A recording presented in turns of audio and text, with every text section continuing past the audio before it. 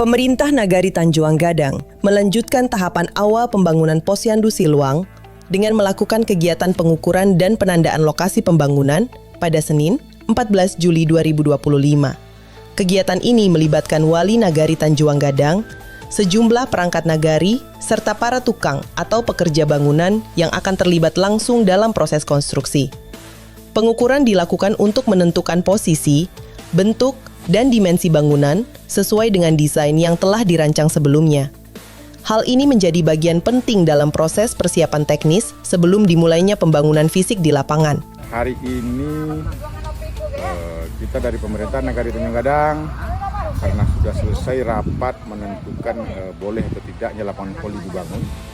Hari ini kita mengukur untuk pelaksanaan pembangunan, menentukan titik pancang-pancang di mana fondasi yang harus dipasang, sudah langsung dengan teknis dengan tukang-tukangnya.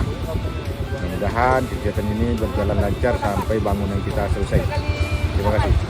Lokasi pembangunan berada di area lapangan voli Siluang yang sebelumnya telah disepakati bersama masyarakat melalui kegiatan sosialisasi pada 12 Juli 2025 lalu.